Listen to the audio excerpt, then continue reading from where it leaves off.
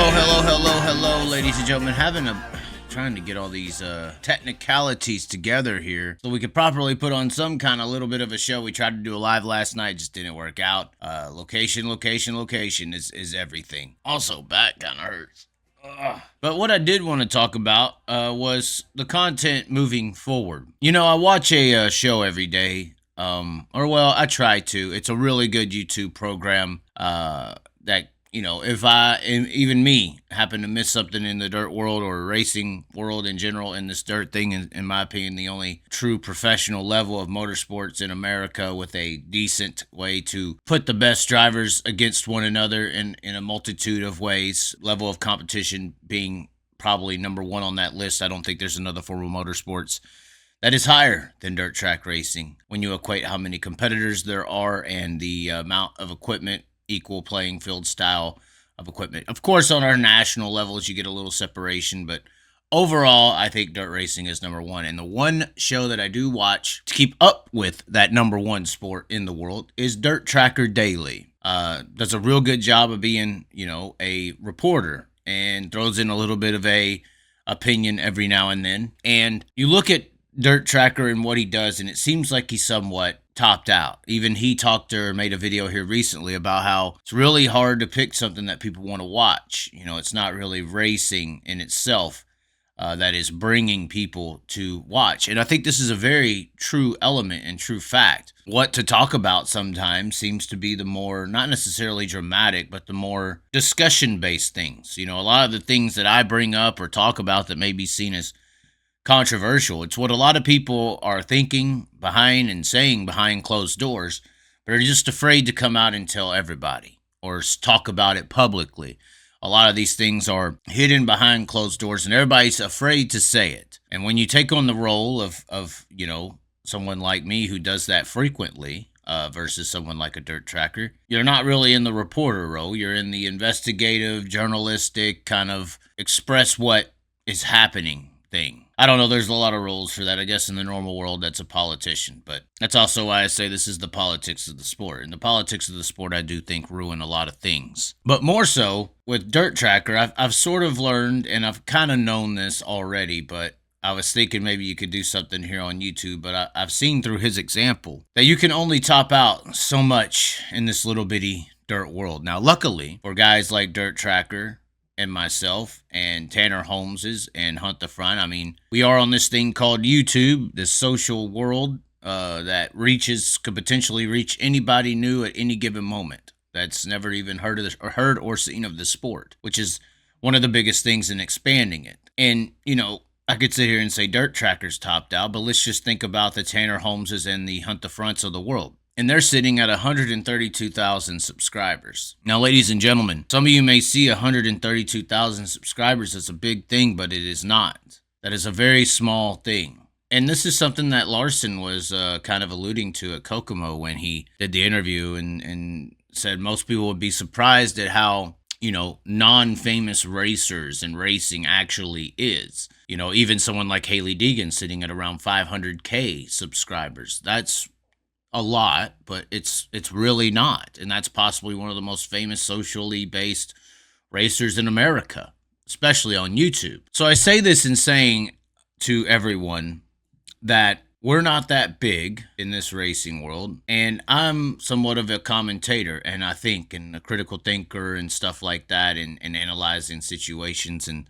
creativity as well. I mean, obviously the music stuff and everything like that. And I want the sport to be bigger than it is.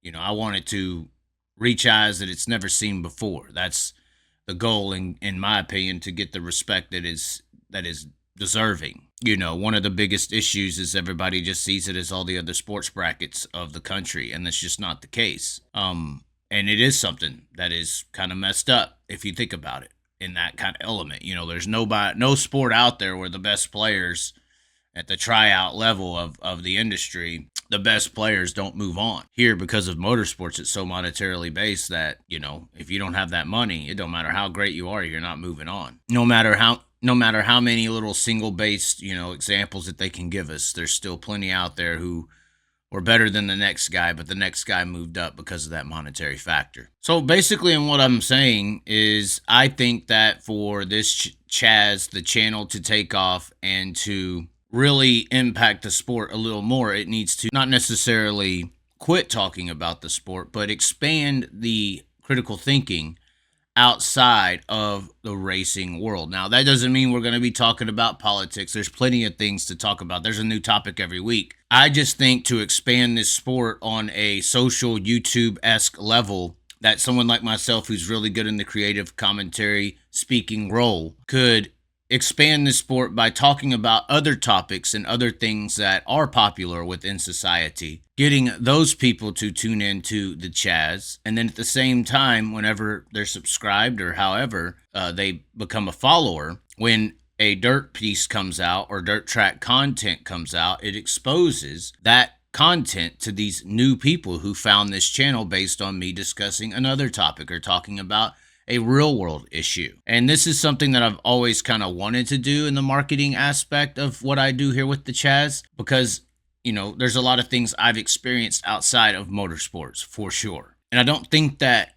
racing is where I would be best served to talk or discuss, even for racing itself. You know, if we want to introduce this thing to new people, we got to find ways to introduce it. And I think in a role that I am in, where I can commentate, perform, speak lyrically, you know, whatever, music, stuff like that, that I should be utilizing all of these different tools in every avenue that I could take to try to expand not only my channel on here, but also to help expand the sport by bringing in new eyes from different sectors of society, which is what we have lacked for a very long time. We got a really badass TP, but sometimes I think people think that we have a big giant ass skyscraper, and we don't.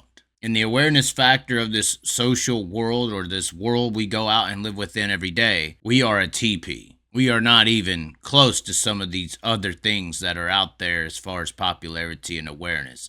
And that's a problem.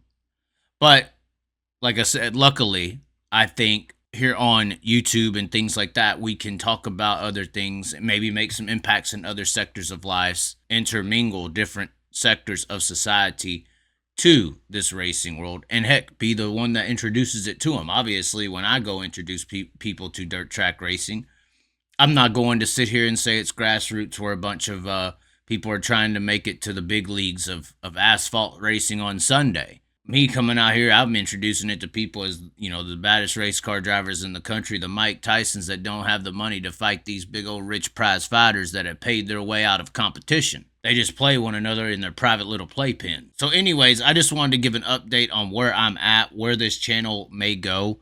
Once again, I'm not saying quitting racing completely, but 1 video, 2 videos, maybe 3 videos a week, depending on what I see happening. You could potentially be seeing me do a video that is not straight up racing content. And if that's gonna deter you from watching it, I mean, fine. I'm sitting here explaining myself as to why I believe that my mind could best be served in other sectors of society to be able to expand the brand of dirt track racing in America for the best. And that's my opinion. I mean, just for an example, look, so that Oliver Anthony song was very popular, right? Dirt Tracker's sitting at like 21K subs, something like that. Yeah, Dirt Tracker, 21.9K subs, 1,000 videos, right? And he's grinding.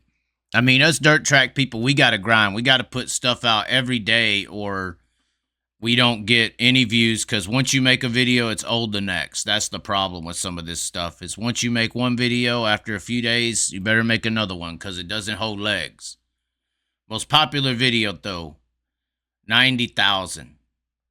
Look at this. I just typed in that Oliver Anthony deal. I ran across this guy. 1.1 million views 6 days ago. 25K subs with 479 videos. And this is just reacting to the Oliver Anthony stuff, just random talks, easy things. Look at this. Now, here's what I'm saying. Even if I'm not going to title my stuff Black Liberal Reacts to Oliver Anthony, but I do that in a way with some dirt racing topics. You know, it's a clickbait. It's a little bit of clickbait. I mean, if y'all fish keep biting, we're going to keep throwing it in the water, buddy. I mean, we got to eat today. That's YouTube world. But, you know, this guy actually has a really good opinion on this song. But, I mean, Even if I was to do some kind of just listen to this song, give my thoughts on the song, what I think it's about, blah, blah, blah, blah, blah, how great it is, how bad it is. Even if we get a quarter of those views, 250,000 views, you know, I have a hard intuition to believe that if I got 300 or something or 200,000 views on an Oliver Anthony review reaction video, I'm going to say probably 200,000 or 250,000 of those people, or 250 or 297,000 of those people are people who have never heard of dirt track racing or any of these things that we know within the racing world at all. And if I can get some of those people to subscribe to the channel, or, you know, I have my, related videos after the video is over, it shows you all the other content that I put out. That's expanding the sport to potentially hundreds of thousands and sometimes potentially millions of people that have never heard or seen or known about it before. So that's kind of the method to the madness of what I'm thinking of trying to do here with this YouTube channel. It's not just about me and my personal views or exposing this, that, or the other within the racing world. It's always been about expanding this sport bigger than it is. And I think through analyzing and observing that you can't really do that by just talking about things within the sport and just staying within the TP. We have to get out, branch out, do other things that are in the skyscrapers of the media world. And that way we can bring the people who pay attention to those skyscrapers to what's actually happening outside here in the TP. So that's my idea behind it. Obviously, it's not going to be just all reaction videos. I may do one for this Oliver Anthony Richmond, north of Richmond. I have a lot of things to say about it. And I have a lot of things to say about a lot of stuff. I'm a good talker. I'm a long talker. I'm somewhat, explaining my point or my feelings decently well on any kind of topic. So that's what I'm thinking of doing here. But anyways, ladies and gentlemen, thanks for listening. I really do think that this is what's going to help this thing grow. And like I said, I even have the musical ability. I feel like I should put a little bit more time into making some music. I mean, I've made one song this year. It was very earlier in the year. I rushed it and just put it out. Didn't really care that much.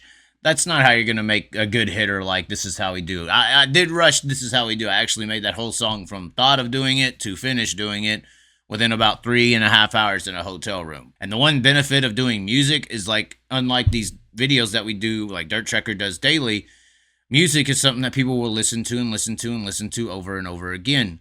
This racing content, you can't do that. Put one thing out today and it's old the next. And that's not good. A lot of the media people are overworked and underpaid. We feel like that rich man, or the rich man north of Richmond song.